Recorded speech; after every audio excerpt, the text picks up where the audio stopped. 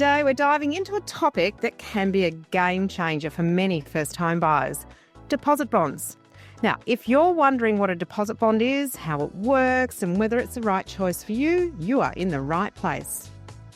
Welcome to Your First Home Buyer Guide, the podcast for first home buyers who want to move it along and become homeowners. But most importantly, it is for you to become an educated home buyer. I'm Megan and that was Veronica. We're both buyer's agents and probably old enough to be your mum. But it's a good thing because between us we've got over 45 years experience to share with you and bucket loads of stories about avoidable mistakes. Together, we're going to make sure you get unbiased and real information you can rely on. Allow us to guide you on your home buying journey. We want you to become an educated home buyer so that you can stop looking for your first home and actually become a proud homeowner. We've got loads of great tips for you in this episode, and if you'd like more useful tools, head over to the website homebuyeracademy.com.au, and there you'll get access to our free mini course, How to Price a Property Like a Professional. You will also find the holy grail of home buying education, Your First Home Buyer Guide, the online course for people who want to become educated home buyers. We created this for you to help you get on the right path to home ownership for your first home and beyond.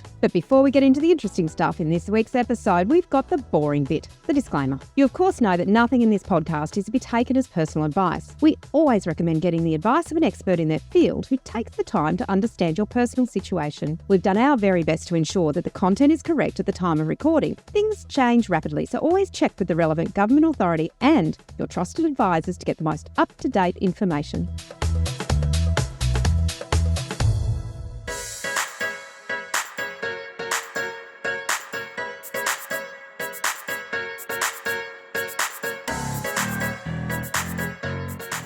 Today we're diving into a topic that can be a game changer for many first home buyers, and it's possibly something you've never even heard of, and that is deposit bonds. So to help us unpack this today, we have a special guest. We are joined by Bella Minns from Deposit Assure. So welcome to the podcast, Bella. Thanks for joining us.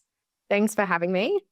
It is really interesting because the first time I heard about deposit bonds was when I was a selling agent back in 2001, and someone arrived at an auction with one, and I didn't know what to do as an agent at that time. So, even agents sometimes don't know what to do with these things. So let's start with the very basics. Bella, for those who have never heard of a deposit bond, what is it?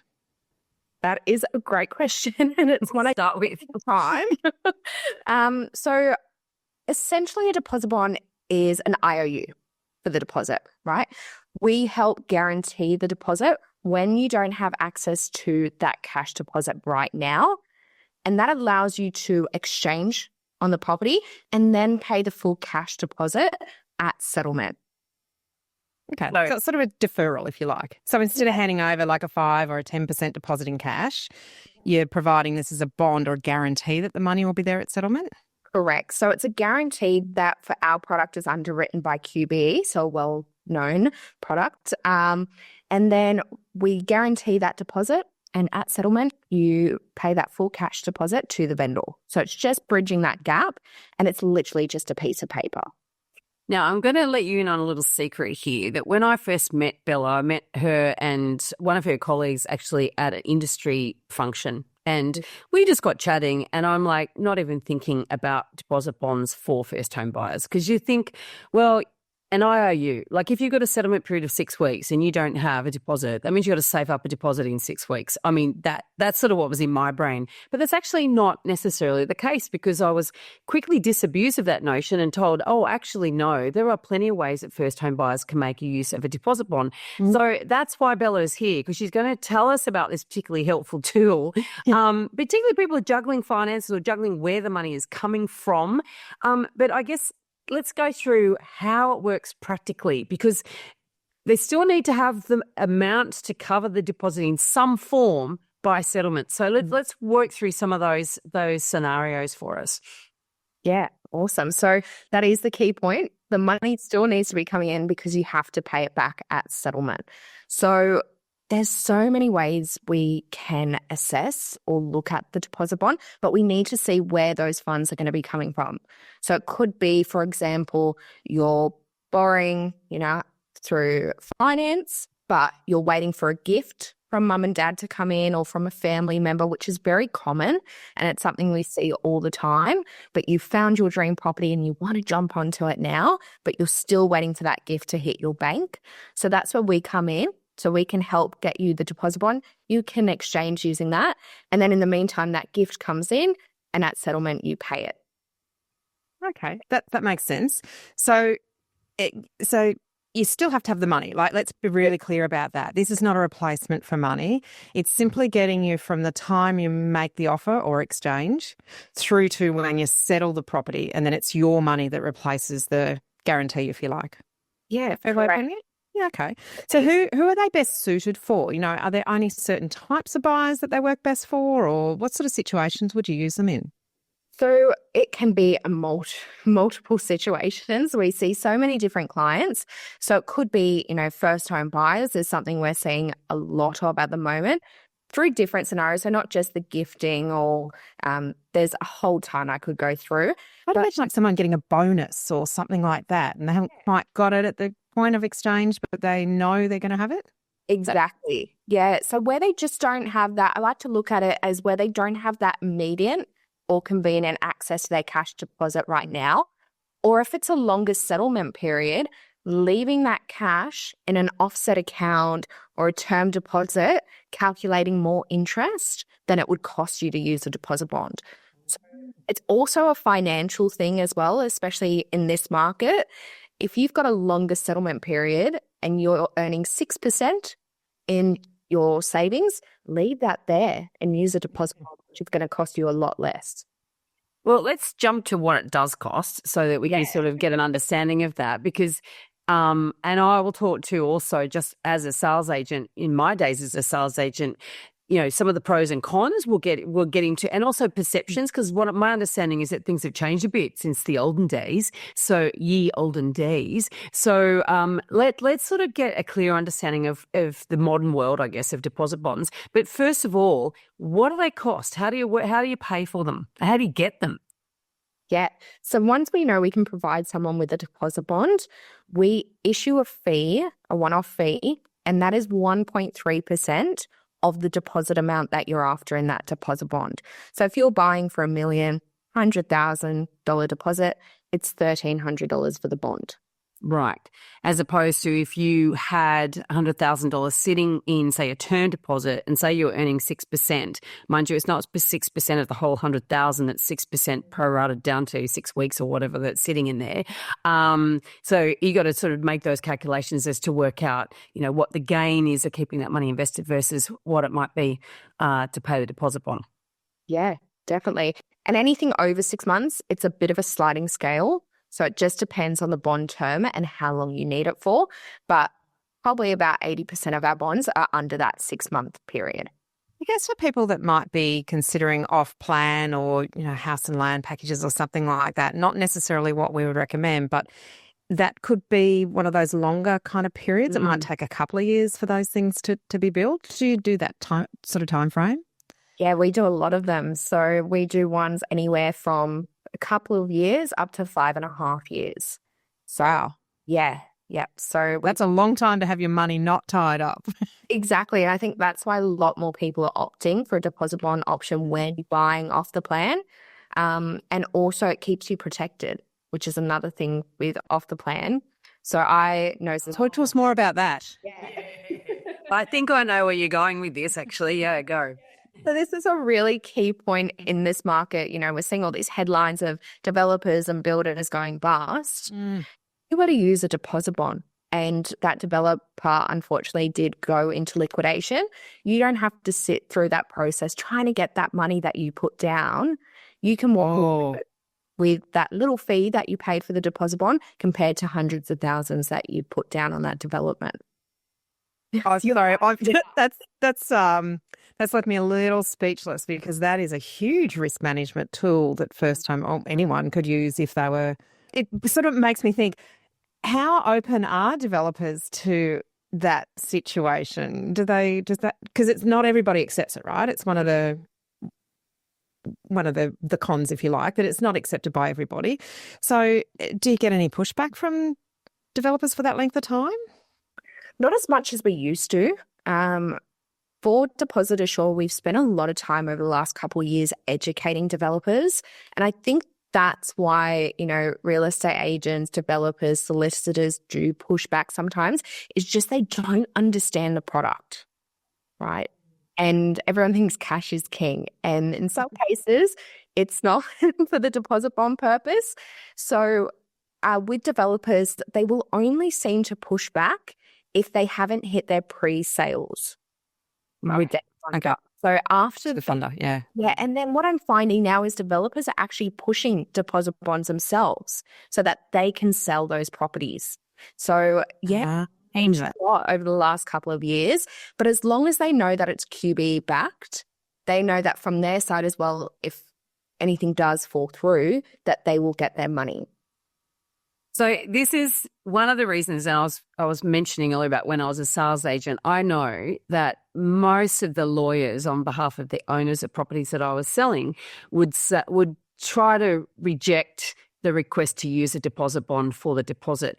And in a situation where people are upgrading, that means they've got to sell a property in order to buy a property. And sometimes they've sold that property, but the money's tied up until they actually settle. And so that's where a deposit bond can be quite useful for people who are trading properties. However, the lawyers would often say, but, to the vendor, if this person defaults, it's much harder to chase them for this money, and also the agent was not very excited about it because then it's harder for them to get their commission. So if the deal falls over, the agent still gets a commission, and so there's all of that sort of stuff going on now.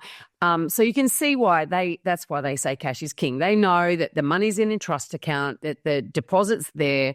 And, that's theirs if the buyer would default for whatever reason.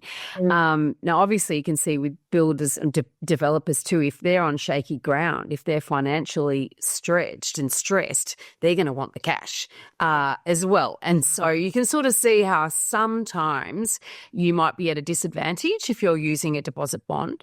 But also, if the market's super hot, and you're in a competitive offer situation, it's one of the terms that you're offering. It's like, well, I can pay my deposit via bank transfer, or I pay it by deposit bond. So I'm actually curious to know the real changes of perception of deposit bonds sort of, over that 20 or so years that I've been in real estate. And like you say, they're backed. And so therefore QBE has to pay up if there's a claim on it. But do you want to sort of talk a bit to that, Bella, to let us know, I guess, the receptivity amongst agents and lawyers now compared to what perception would have been a couple of decades ago?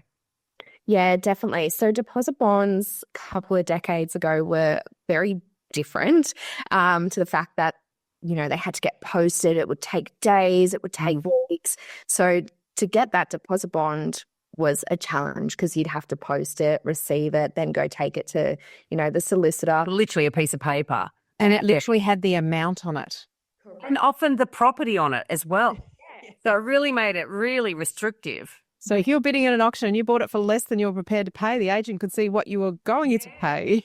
Mm-hmm. So that's all changed as well, that auction. We've done some massive changes. But on that topic, basically, it took forever.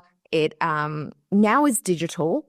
So bonds are issued kind of within an hour or at least the same day, right? So they're super quick. And that gets sent by email to the solicitor and the client. So you can exchange instantly.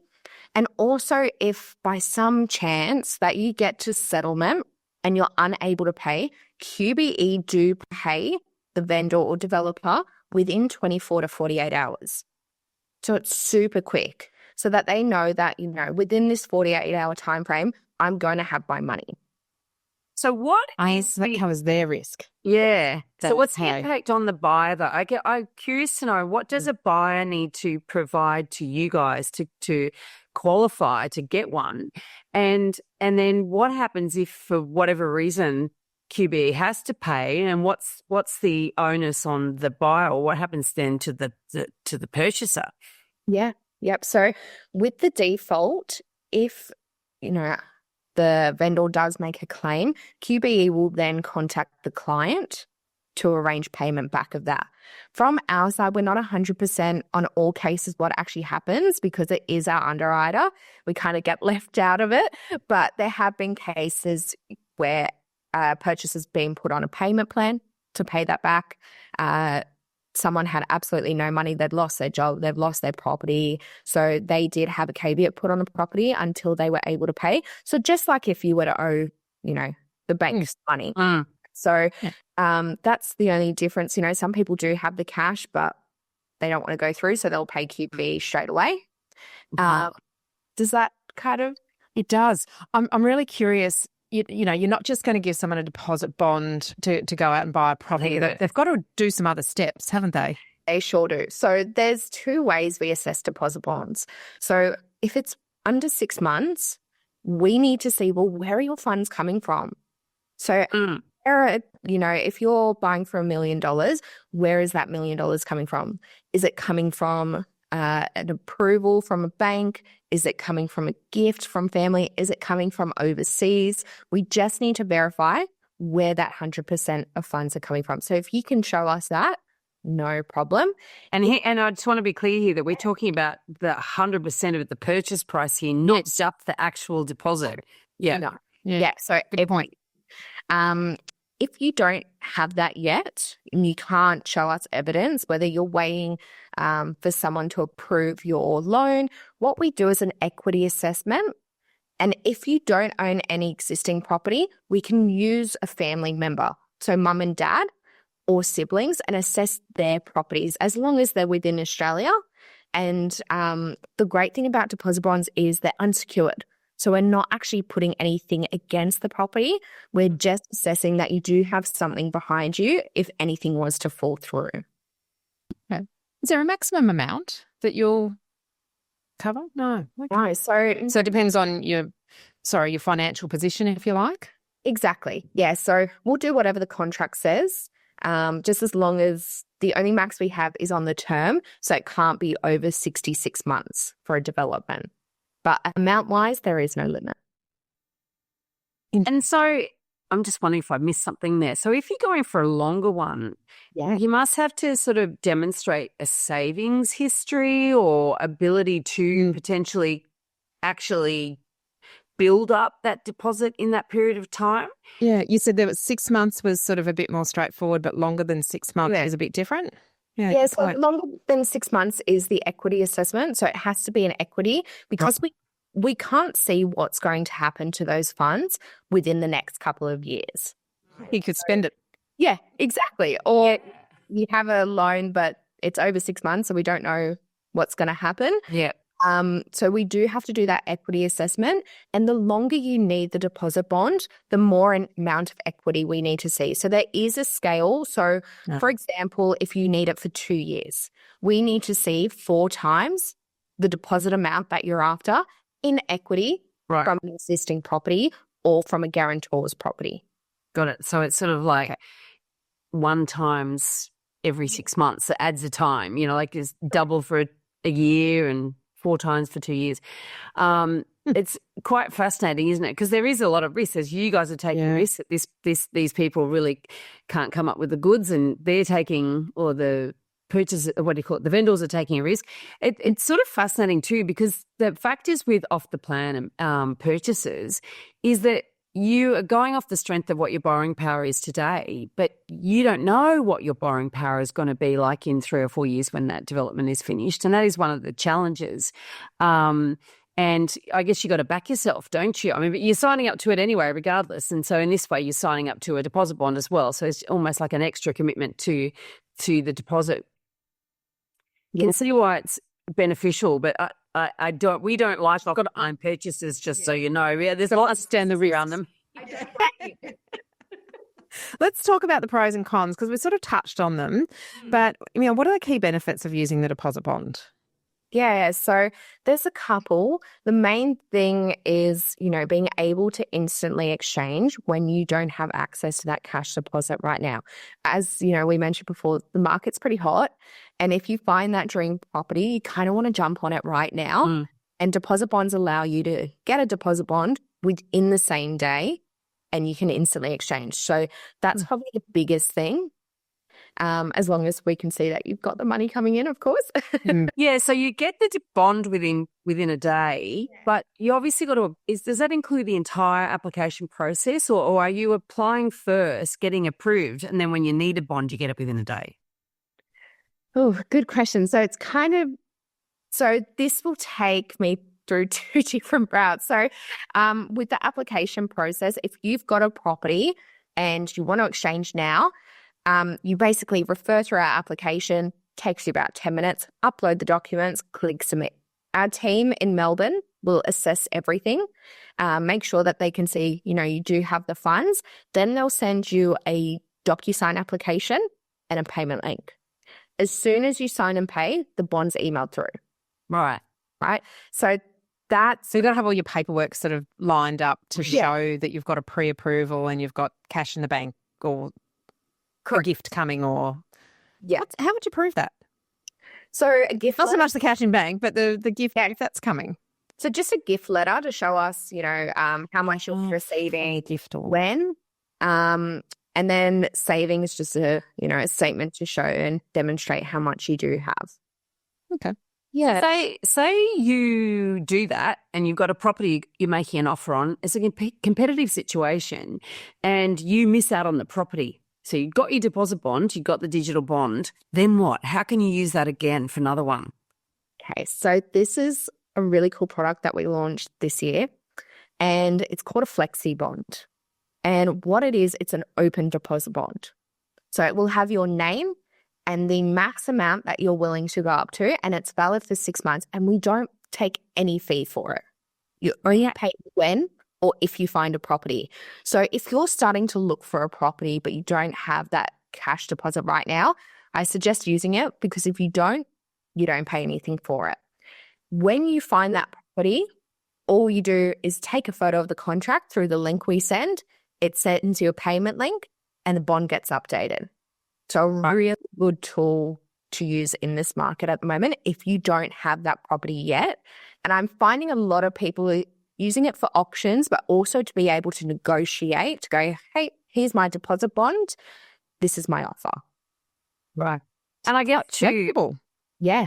Yeah. I guess too with if your parents go and guarantor, for example, and you're actually buying without a deposit, then they don't want to be drawing down on their mortgage or whatever it is that, to access that money. They want to leave that money in their offset account. So I guess from that point of view, it would be a really useful tool under those circumstances. Yeah, so I can certainly see how, particularly with the bank of mum and dad being the fifth biggest lender these days, that I can certainly see how the deposit bonds would work in very well if that was what you're using to get over that hurdle. Yeah, definitely. So lots of advantages there. What about the drawbacks? Because nothing comes out, there's nothing that's risk-free. It's about us teaching people how to manage their risk as first home buyers. The pros and cons, what are some of the things they need to be aware of that might not be so positive? Yeah, so the biggest thing is, having that money ready for settlement. So the big thing I find is people call through for a deposit bond, but they don't have anything really behind them. They don't have an amount yet, but they've found their dream property. And, we need to see that you're going to be able to pay at settlement, because at settlement, if you don't pay, then QB will come after you basically. You'll have to pay it. Yeah. So just doing the steps out of order by the sound of it is a big risk. Yeah. So I always suggest, make sure the finances are coming in before you start talking about a deposit bond, because there is that risk, if it's a couple years away, especially with off the plan, that's another risk. Making sure that you do have something behind you and that 3-4 year period that you're able to pay that deposit back. Yeah. And I would think too, just the fact that not every agent and lawyer or vendor is going to be aware of what deposit bonds are. So you might have some hurdles in terms of whether or not it's accepted. So if you rely on it and you don't have any other form of paying a deposit, potentially that could be a problem. And I would absolutely suggest that if you're going to use a deposit bond, you have to talk to the agent about it sooner rather than later to make sure that you overcome any of those objections before you get to the point of making your offer and thinking that you're about to sign a contract. Then that's when it all comes unraveled. Yeah, definitely. And if you do have any issues when you are speaking with agents or conveyancers about deposit bonds, just let us know. Like, we're more than happy to kind of help you and give them a call and go, hey, do you know what it is? Do you understand them? This is how it can kind of benefit them as well and how it helps.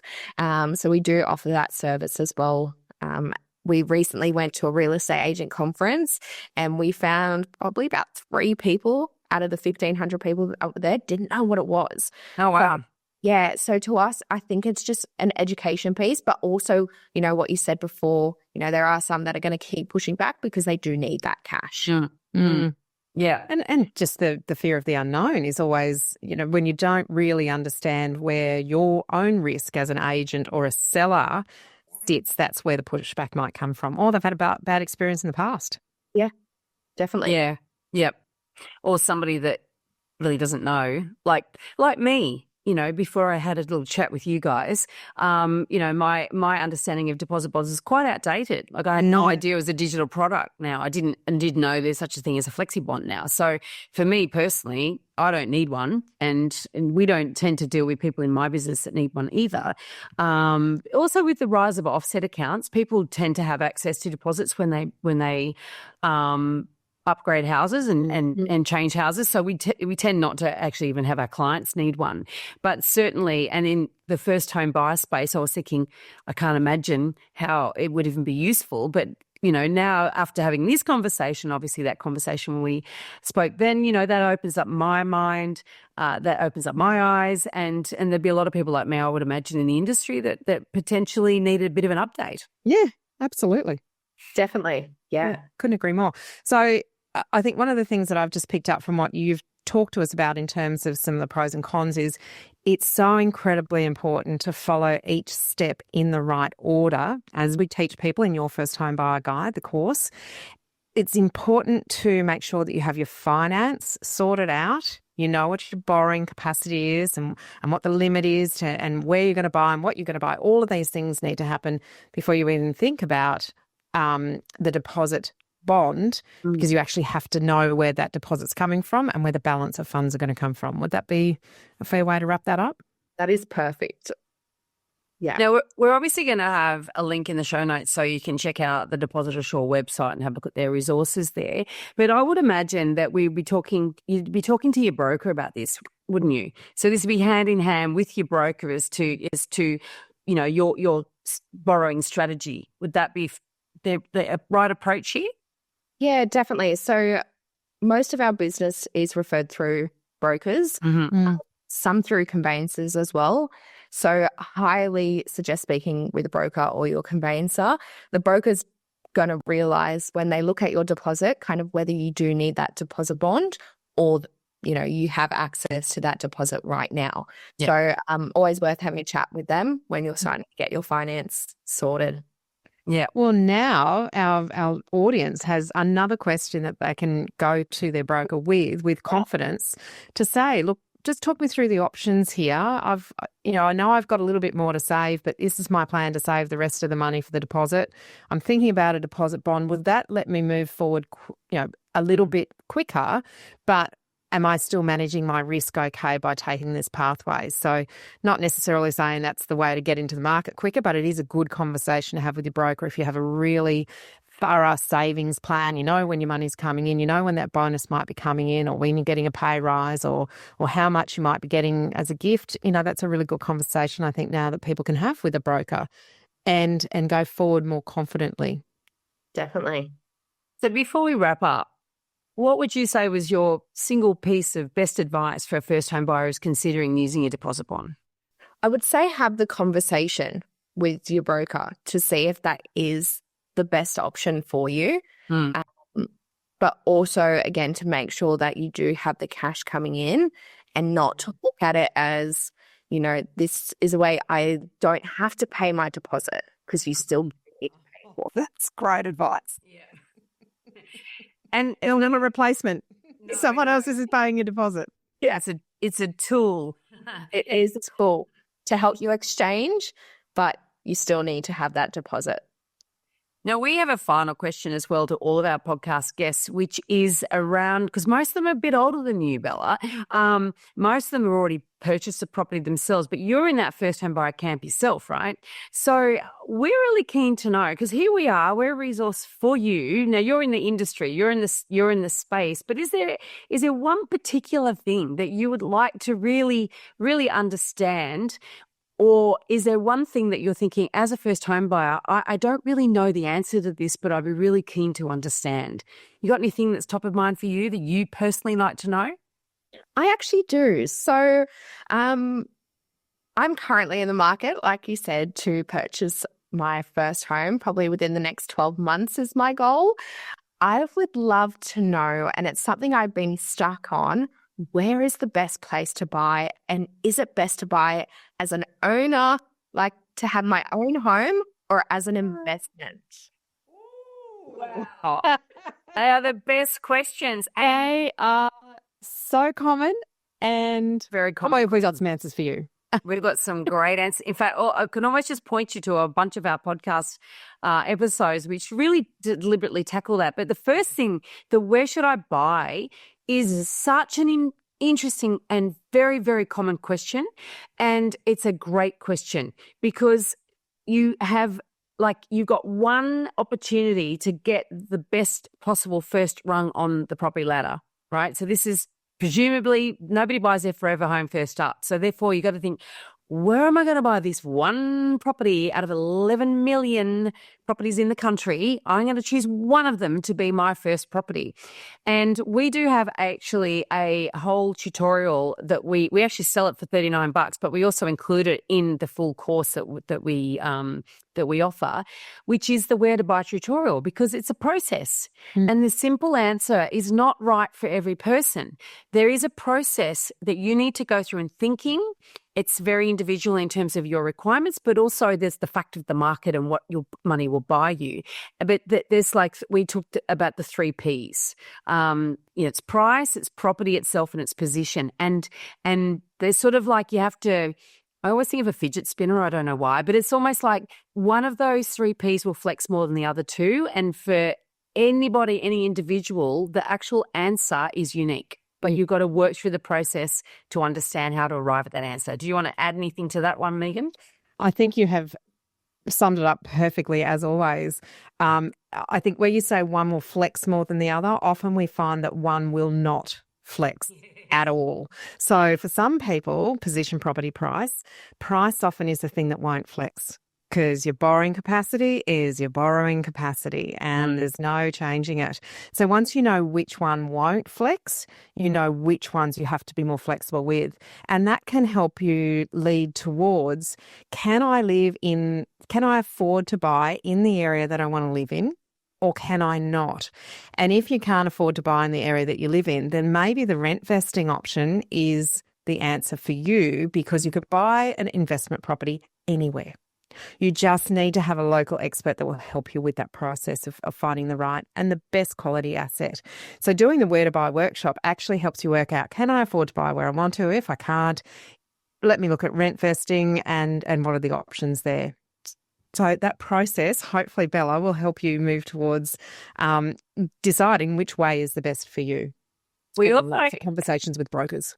And we've also just finished, I think actually last episode was the final. We did a series of 3 rent vesting episodes, really about the pros and cons and the risks associated with rent vesting and who's really, a best fit for versus who shouldn't rent vest.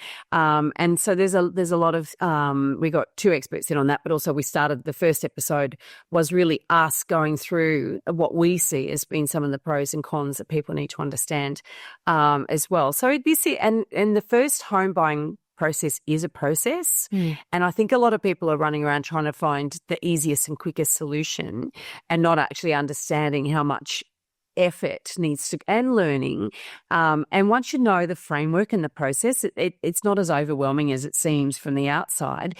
And that's what we do. We teach the process. But it's if you don't go through the process, that's when you can live to regret your decisions, because they're made for all the wrong reasons, So, I mean, it's something but they're a great question. We're so glad that you've been thinking thank you. That's Yeah, I great. think I better sign up for your course after I this. think you better. Welcome. We do a campfire every week where you can come and ask questions directly of us and you mentor people and we even look at individual properties that people are looking at buying. So it's the course and the one at the group mentoring. Bella, thank you so much for sharing your expertise with us today. Now, deposit bonds might not be on every first-time buyer's radar, but they're certainly worth considering as part of a smart strategy to get on the property ladder. And as you recommended, having those conversations, now that you've got a little bit of information, having those conversations with your mortgage broker about what are the options? Is this right for me? Can I work with this? What does it mean? What are the pros and cons? Puts you in a position of control when you have that information and can make your own decisions. 100%. Now, listeners, and Bella, in fact, too, have you joined our Facebook group yet? It's called Your First Home Buyer Guide Australia. It's your opportunity to connect with us and ask us your questions. Now, you will get answers from us, which means that you can be sure you're not going to get led down by the garden path, but all the members actually giving their helpful advice. Answering that question with a suburb, where should I buy a question with a suburb? Oh, we think you should buy that is, we ban that. We actually, we're kind to people who do offer free advice, but we're like, guess what? If you're not an expert, you're not allowed to answer the questions because we only want expert. But that actually means that we do get questions about things that are outside our lane. For example, if we got a deposit bond question, I'd be coming to you for the answer. So we do really guarantee that those answers that we bring are from either us, if we're the experts, or others. So encourage people, if you're listening to this, particularly when are we going live on this? January, I think. January. If you're still on holidays, time to join the Facebook group. Scroll away and enjoy the content. Quick note, you might think that we cover everything you need to know on these podcasts, but a word of warning, we don't. We just scratch the surface here. If you really want to be an educated first home buyer, you need to learn all of the steps and how to do everything in the right order. Our First Home Buyer Guide course only costs $990. You do get direct access to us, as Megan was saying earlier. You also get to share the links of any property you're thinking about buying, and we can help you work out whether it's A, B, C, or no-go zone. Trust me, you will buy a hell of a lot better with our guidance, and you'll overpay by a hell of a lot more than $1,000 if you don't know what you're doing. Some of our students in Campfire, the things that we've been able to help them avoid doing, it's been fantastic. And we're just so proud of the ways in which we can help people get on the property ladder safely. In this episode, we've only touched on a tiny part of the huge amount of things you need to know to become an educated first home buyer. There is so much more for you to do. You can learn all of the steps in the right order and avoid all of the mistakes that others have made in our 10-step online course for first home buyers. If you'd like to learn more about the right process and avoid making rookie errors, become an educated home buyer. Head over to the website, check out Your First Home Buyer Guide, the course that we have created for you. And don't forget to subscribe to the podcast so you won't miss an episode. And if you've liked what you've heard today, please give us an iTunes review. It helps other people find us. And of course, I know it's a bit cringy, but we're going to ask for 5 stars. Thank you. Thanks for joining us. We hope you've found this really useful. And if you have, please share the love with others who you know are in the same boat. We'll be back next week with more priceless stuff.